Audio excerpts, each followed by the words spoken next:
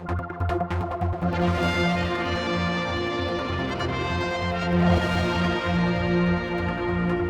to question 8, and I call on the Honourable Member for Rushen, Dr Haywood. Thank you, Mr President. I'd like to ask the Minister for Education, Sport and Culture what plans she has to make the University Maintenance Grants application process timely, clear and responsive, and what changes will be made before applications for the next academic year. Thank you. Minister for Education, Sport and Culture to reply. Thank you, Mr President.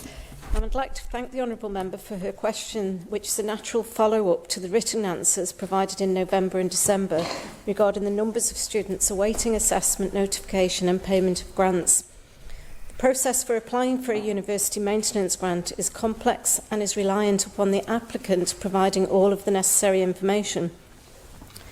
The Department cannot influence how quickly an applicant provides information. For example, the parent, contributor, financial information and bank statements. The application process has been subject to internal review and refinement over the years. The team processing the applications are involved in the ongoing review and continual improvement.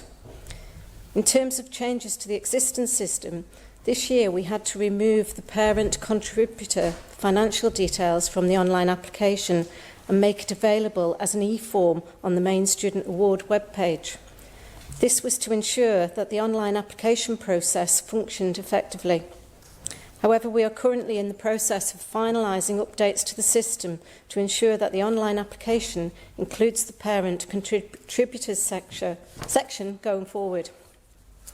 The Department are in the early stages of developing a new Student Awards system with a view to delivering this in readiness for the 23-24 academic year, working closely with the Government's Technology Services team for their technological support. However, for 22-23, applications are already planned to be introduced from April. The Department has a number of communication streams to reach students and provide them with information as to the timeline surrounding the application process. This information is updated annually and will be available on our website. Thank you, Mr President. Supplementary, Dr Haywood. Thank you. The website for grant applications currently has a guide to new student awards for 21-22, which is dated June 21. Would the Minister acknowledge that as the closing date for higher education applications through UCAS has now closed, that this information urgently needs updating and in fact should have been in place for the 2022 to 2023 year, whilst the students were being encouraged by their schools to apply for places? Would you agree with me that waiting until June to update this information for students hoping to start higher education in September does not allow students or their families to plan their finances sensibly?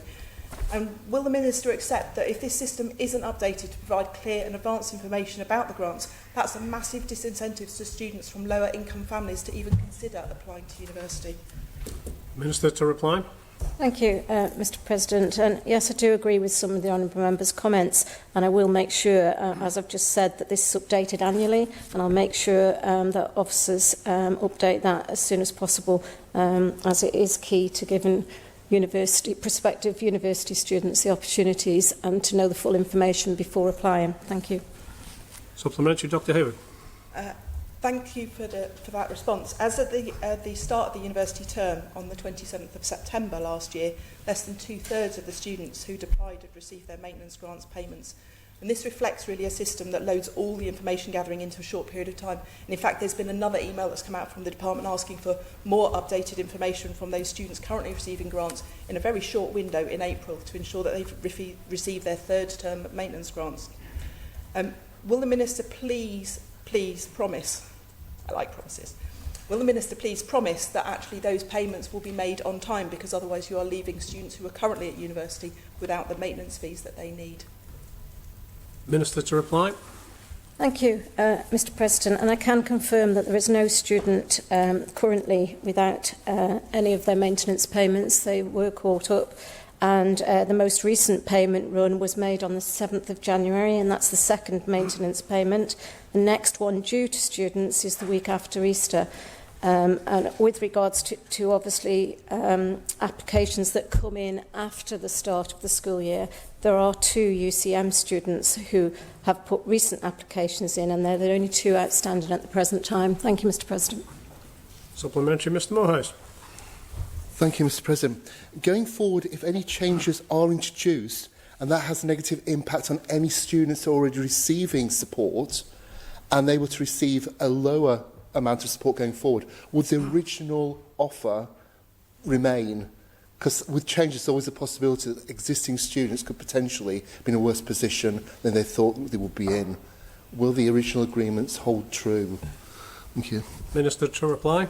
Thank you, Mr. President. Obviously, till all the information is received from the applicants and that's verified, and obviously the due diligence is done on that, no guarantee of what the payment is can be made. So until that actual final agreement is reached, that will be the amount that is paid to the individuals. Thank you, Mr. President. Final supplementary, Dr Haywood. Thank you, Mr. President. I think the Minister's misunderstood my point about the third term maintenance grants, and I'm glad to hear that there's a date there, but actually parents have received an email, well, actually it hasn't gone to the students, have received an email stating that more data has to be submitted by the 14th of April or those grants won't be received. So there's a really, really small time frame between when payments are due and when that extra information is requested. And that letter hasn't actually gone direct to parents, it's gone to the students. So I ask again, can the Minister please look urgently at making sure that we're not disadvantaging students in that third term? Minister to reply.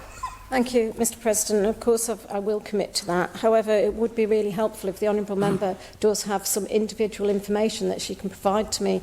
Obviously, she's saying that she's been contacted by people. Unless the department has this information, I can't look at it in an urgent manner, and it would be really helpful. Thank you, Mr. President.